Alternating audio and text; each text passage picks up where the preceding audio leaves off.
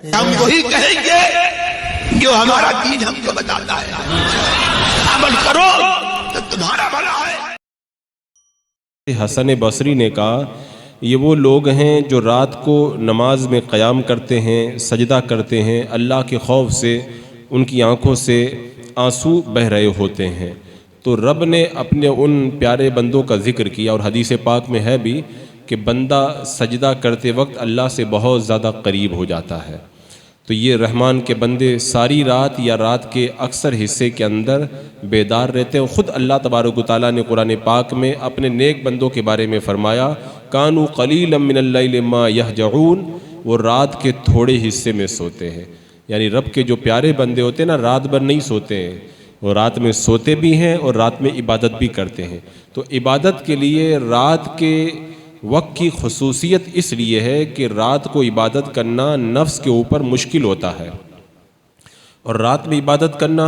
ریاکاری سے دور ہوتا ہے، تو اس لیے رات کی عبادت کا معاملہ الگ ہی ہوا کرتا ہے۔ اور ہم نے بہت سارے بزرگوں کی زندگیوں کو پڑھا تو ہمیں یہ پتہ چلا کہ وہ رات کو عشاء کے وضو سے فجر کی نماز ادا کیا کرتے تھے۔ عشاء کے وضو سے فجر کی نماز پڑھنے کا مطلب یہی ہے کہ رات بھر وہ عبادت کرتے تھے۔ حضرت سعید بن مسیب، حضرت فضیل بن عیاض، حضرت ابو سلیمان دارانی، حبیب عجمی، حضرت مالک بن دینار، حضرت رابعہ بصریہ، غوث اعظم، امام اعظم، یہ وہ ہستیاں ہیں جنہوں نے پوری رات اپنے رب کی عبادت کی ہے۔ اور حدیث پاک میں ہے میرے آقا علیہ السلام نے ارشاد فرمایا کہ جو رات کو زیادہ سجدے کرتا ہے، یعنی زیادہ نماز پڑھتا ہے، دن کو اس کا چہرہ نورانی ہو جاتا ہے، یعنی اللہ تعالیٰ کے نزدیک اس کی عزت و عظمت بڑھ جاتی ہے، اور اس کے جو باطن کا نور ہے اس کے چہرے پر عیاں ہوتا ہے۔ حضرت بی بی حفصہ بنت سیری، یعنی محمد بن سیرین کی یہ بہن ہے، ہر رات 15 پارے نوافل میں کھڑی ہو کر کے پڑھتی تھی۔ جب دیا بجھ جاتا تھا تو قدرتی طور پر ان کے گھر میں اجالا ہو جاتا تھا، اور یہ بی بی بصرہ کی بہترین عابدات میں سے ہے۔ یہاں تک کہ امام محمد بن سیرین رحمۃ اللہ تعالیٰ علیہ کو اگر قرآن پاک کے اندر کہیں پر شبہ پڑ جاتا تھا تو حضرت حفصہ سے جا کر کے اس کو سنتے تھے کہ وہ کیسے پڑھ رہی ہیں، جیسے وہ پڑھتی تھی ویسے ہی آپ اس کو درست کیا کرتے تھے۔ اور فرمایا کرتی تھی حضرت بی بی حفصہ، اے نوجوانوں، جوانی ہی میں کچھ کر لو، کیونکہ میں نے سب کچھ جوانی میں پایا ہے۔ جو مزہ ہے وہ جوانی میں ہے، اور جو انعام و اکرام ملتا ہے وہ جوانی میں ملتا ہے، بڑھاپے میں تو ہر کوئی نیک بن جاتا ہے۔ اور حضرت بی بی رابعہ رضی اللہ تعالی عنہا ساری رات عبادت کرتی تھی، جب صبح کا وقت ہوتا تھا تو تھوڑی دیر کے لیے سو جاتی تھی، پھر اپنے آپ کو کہتی تھی کہ اے نفس کتنی دیر سوئے گا اور کتنی دیر ٹھہرے گا، ابھی نیند کا وقت آ رہا ہے، تو ایسا سوئے گا تو پھر کبھی نہیں اٹھے گا، یعنی تو سونے کے پیچھے مت پڑ، ایک دن ایسا بھی آئے گا کہ تو ایسا سوئے گا کہ کبھی نہیں اٹھ پائے گا، آج جاگنا ہے آج جاگ لے۔ اور حدیث پاک میں ہے میرے آقا علیہ السلام نے ارشاد فرمایا رات کو عبادت کے لیے اٹھو، اگرچہ بکری دونے کی اتنی دیر تک ہو، یعنی جتنی دیر میں بکری دوتے ہیں نا اتنی دیر ہی کے لیے اٹھ کر کے نماز پڑھ لو، 2 رکعت ہی پڑھ لو، لیکن رات میں اٹھا کرو۔ جو سستی، غفلت یا قائلی ہو، یا اسے معمولی سمجھ کر کے یا کسی اور وجہ سے دھوکہ کھا کر کے رات کو عبادت کے لیے نہیں اٹھتا ہے، اس کو اپنی محرومی پر ماتم کرنا چاہیے، کیونکہ دنیا میں اگر 2-4 ہزار روپے کا بندے کا نقصان ہو جائے تو بندہ بہت افسوس کرتا ہے، تو یہ تو اتنا بڑا نقصان ہے کہ اس کے اوپر ماتم کرنا چاہیے۔ اور اللہ کی طرف سے جس بندے کو توفیق دی جاتی ہے وہی بندہ رات کے وقت کو غنیمت سمجھتا ہے۔ اور حضرت عبداللہ بن سہل تستری رحمۃ اللہ تعالیٰ علیہ فرماتے ہیں سنت موقدہ فرائض کی تکمیل کے لیے ہوتے ہیں، یعنی فرض میں جو کمی رہ جاتی ہے سنت موقدہ کے ذریعے وہ کمی دور ہو جاتی ہے، اور نوافل یہ سنتوں کی اور مستحبات یہ نوافل کی تکمیل کے لیے ہوتے ہیں، یعنی نوافل میں کمی رہ جائے تو سنت کے ذریعے دور ہو جاتی ہے، اور نہیں جو سنت میں جو ہے وہ کمی ہو جاتی ہے وہ نوافل کے ذریعے دور ہو جاتی ہے، اور نوافل میں جو کمی ہوتی ہے وہ مستحبات کے ذریعے دور ہو جاتی ہے۔ تو بندے کو چاہیے کہ رات میں بھی کچھ دیر اٹھا کرے، کیونکہ اللہ تعالیٰ نے اس آیت کریمہ میں اپنے نیک بندوں کی صفت بیان فرمائی والذین یبیتون لربہم سجدا وقیاما، رات کو قیام اور وہ سجدہ کرتے ہیں اپنے رب کے لیے۔ حضرت میدان بن طلحہ فرماتے ہیں حضرت ثوبان یہ میرے آقا صلی اللہ تعالیٰ علیہ وسلم کے در پاک کے غلام، یہ میں ان سے ملا تو کہتے ہیں کہ میں نے عرض کیا مجھے ایسا عمل بتائیے جس سے جنت میں چلا جاؤں، تو کہتے ہیں میں نے اللہ کے رسول علیہ السلام سے کہا تھا یا رسول اللہ مجھے ایسا عمل بتاؤ کہ میں جنت میں چلا جاؤں۔ میرے آقا نے فرمایا کہ کثرت سجود پر التزام کیجئے، یعنی زیادہ نماز پڑھیے، اس لیے کہ تیرے ایک سجدے سے تیرا ایک مرتبہ بلند ہوتا ہے اور ایک گناہ معاف ہوتا ہے۔ زیادہ نمازیں ادا کرو گے تو اس طرح اللہ تبارک و تعالیٰ تمہیں جنت کا داخلہ نصیب فرما دے گا۔ تو یہ اللہ کے نیک بندوں کی صفت ہے کہ جو بندہ راتوں میں اٹھ کر کے عبادت کرتا ہے اللہ تبارک و تعالیٰ اسے دنیا اور آخرت کی بھلائیاں نصیب کرتا ہے۔ حضرت عثمان بن عفان رضی اللہ تعالیٰ عنہ بیان کرتے ہیں اللہ کے رسول علیہ السلام نے ارشاد فرمایا جس شخص نے جماعت کے ساتھ عشاء کی نماز پڑھی تو یہ آدھی رات کے قیام کے برابر ہے، اور جس نے فجر کی نماز جماعت کے ساتھ پڑھی تو یہ پوری رات کے قیام کی طرح ہو گیا۔ یعنی جماعت کے ساتھ عشاء پڑھ کے سو جائے اور جماعت کے ساتھ فجر کی نماز ادا کر لے تو گویا کہ اس بندے نے پوری رات اللہ کی عبادت کی، اللہ تعالیٰ اس کو پوری رات کی عبادت کا ثواب عطا فرماتا ہے۔ اور یہ جو رات میں جاگ کر کے عبادت کرنے کی جو ہمارے بزرگوں کی سنت تھی تو دن بدن یہ تو ختم ہوتی چلی جا رہی ہے۔ پہلے ایسا نہیں ہوتا تھا، پہلے لوگ بازار جب رات میں گلی سے گزرتے تھے نا تو کسی گھر سے قرآن پڑھنے کی آواز آتی تھی،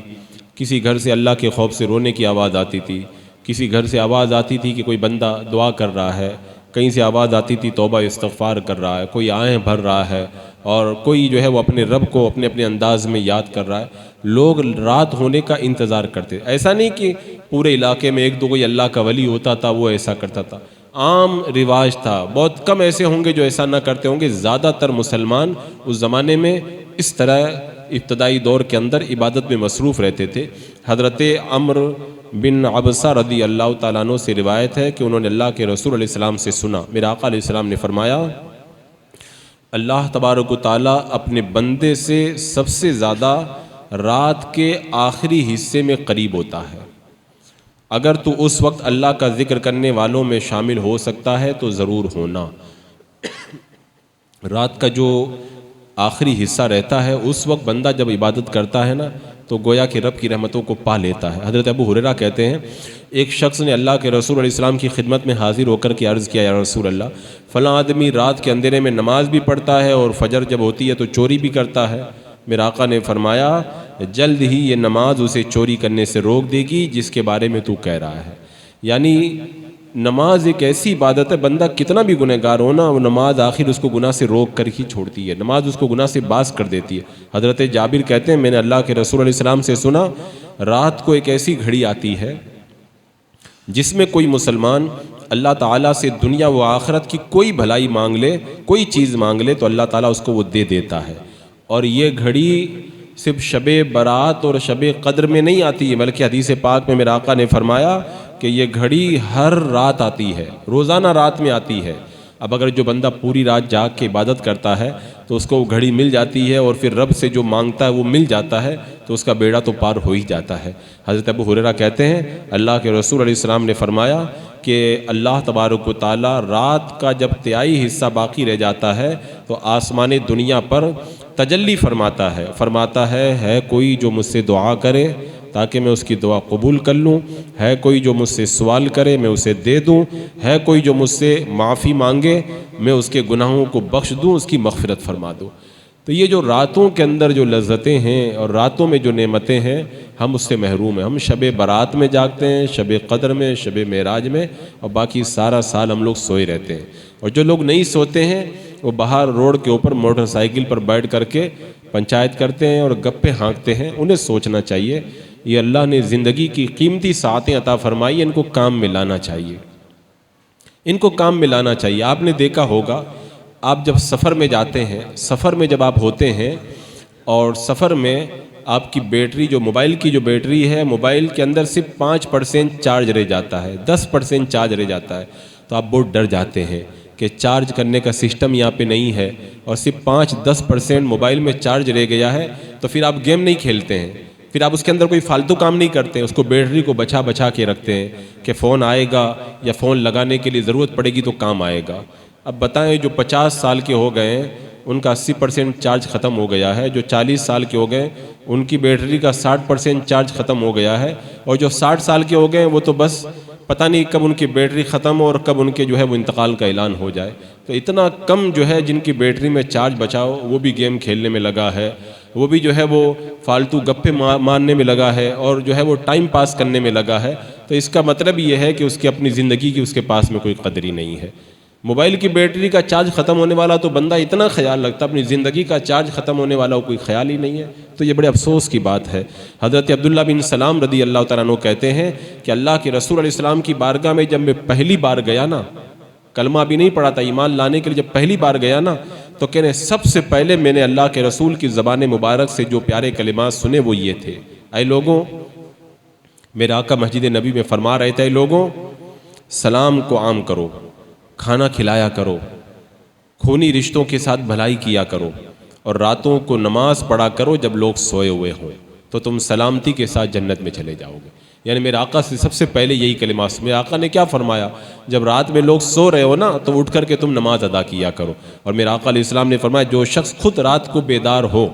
اپنی بیوی کو بھی بیدار کرے، اور دونوں 2 رکعت نماز مل کر کے ادا کر لے، تو ان کا شمار اللہ تعالیٰ کا کثرت سے ذکر کرنے والوں کے اندر لکھ دیا جاتا ہے۔ اب آج کل کون رات میں اٹھتا ہے اور کون اپنی بیوی کو جگاتا ہے؟ یہاں پہ تو میاں اور بیوی دونوں جب بستر پہ چلے جاتے ہیں تو کچھ دیر تو موبائل کے اندر ٹائم پاس کرتے ہیں، اور موبائل دیکھتے دیکھتے جو ہے ان کی آنکھیں لگ جاتی ہیں، اور پھر فجر میں کوئی تو اٹھتا ہے، اور زیادہ تر تو پھر وہ اپنا جو ٹائم ہوتا ہے وہ جو 10 بجے جو ان کا سورج نکلتا ہے اس وقت وہ اٹھتے ہیں، اور پھر بعد میں روتے ہیں کہ روزی نہیں ہے، پریشانیاں نہیں جا رہی، بیماریاں نہیں ختم ہو رہی۔ تو یہ خود اپنی بیماری ہے، اس کا کوئی علاج نہیں ہے جب تک بندہ خود علاج نہ کرے۔ حضرت عبداللہ بن مسعود رضی اللہ تعالیٰ عنہ فرماتے ہیں کہ توریت کے اندر لکھا ہوا ہے، اللہ تبارک و تعالیٰ نے تہجد گزاروں کے لیے کچھ ایسی نعمتیں تیار کی ہیں جو کسی آنکھ نے نہیں دیکھی، کسی کان نے نہیں سنی، کسی انسان کے دل میں ان کا خیال بھی نہیں آیا، نہ کسی کوئی مقرب فرشتہ اس کو جانتا ہے، نہ کوئی نبی مرسل جانتا ہے۔ پھر جو ہے وہ حضرت عبداللہ بن مسعود رضی اللہ تعالیٰ عنہ فرماتے ہیں ہم بھی قرآن پاک میں اس آیت کے اس طرح کے مفہوم کی آیت کریمہ پڑھتے ہیں۔ پھر انہوں نے وہ آیت کریمہ پڑھی فَلَا تَعْلَمُ نَفْسٌ مَا أُخْفِيَ لَهُم مِّن قُرَّةِ أَعْيُنٍ جَزَاءً بِمَا كَانُوا يَعْمَلُونَ، یعنی یہ جو مقرب فرشتے اور نبی مرسل ہیں اللہ تعالیٰ نے ان کو آگاہ فرما دیا تو انہیں پتہ چلا، نہیں تو وہ نعمتیں رب کے بتائے بغیر کوئی بندہ جان بھی نہیں پاتا۔ اللہ تعالیٰ نے ایسی نعمتوں کو تیار کر رکھا ہے۔ اس کے بعد میں آگے والی آیت کریمہ میں رب نے جو یہ فرمایا نا کہ یہ جو رات میں تو قیام کرتے ہیں، اور پھر یہ نہیں کہ ہم بہت بڑے نیک آدمی ہیں اب ہمارا جنت میں جانے پکا، نہیں، رب نے فرمایا اس کے بعد میں ان کا حال کیا ہے، والذین یقولون ربنا اصرف عنا عذاب جہنم، اتنی عبادت کرنے کے بعد کہتے ہیں اے ہمارے رب ہمیں جہنم کے عذاب سے بچا لے۔ یعنی بندہ اگر تھوڑی سی عبادت کرتا ہے تو کہتا ہے میں تو بڑا نیک ہوں، لیکن ان بندوں کا یہ حال ہے کہ اللہ تبارک و تعالیٰ فرماتا ہے یہ اتنی عبادت کرنے کے باوجود بھی اللہ کے خوف سے روتے ہیں اور کہتے ہیں اللہ جہنم کا عذاب بڑا سخت ہے، ہمیں جہنم کے عذاب سے بچا لے، اور جہنم بہت بری پلٹنے کی جگہ ہے، اے اللہ جہنم سے ہمیں نجات عطا فرما دے۔ اب اگر اتنی نیکیاں کرنے کے بعد بھی کوئی بندہ اگر جہنم کے عذاب سے ڈرے اللہ اسی سے تو راضی ہوگا، اور جو بندہ پورا دن گناہ کرتا ہے پھر بھی کہتا ہے میں تو ٹناٹن سنی ہوں اور میں تو سیدھا جنت میں چلا جاؤں گا، ٹھیک ہے آپ پکے سنی ہے، ایمان پہ موت آ گئی تو آپ جنت میں چلے جائیں گے، لیکن یہ بھی تو ہے کہ جو گناہ کیے ہیں ان کی سزا کے لیے جو جہنم کی آگ میں جو گوتے دیے جائیں گے نا، وہ ایک گوتا بھی اگر لگا دیا گیا جہنم میں تو جتنی ایکڑی ہے سب نکل جائے گی، اور وہ ایک گوتا بھی اتنا خطرناک ہوگا کہ اس کے تصوری سے بندے کے رونگٹے کھڑے ہو جاتے ہیں۔ اللہ تعالیٰ توفیق نصیب فرمائے۔ بسم اللہ الرحمن الرحیم۔ اللہم صلی علی سیدنا و مولانا محمد و بارک وسلم، صلاۃ و سلام علیک یا رسول اللہ،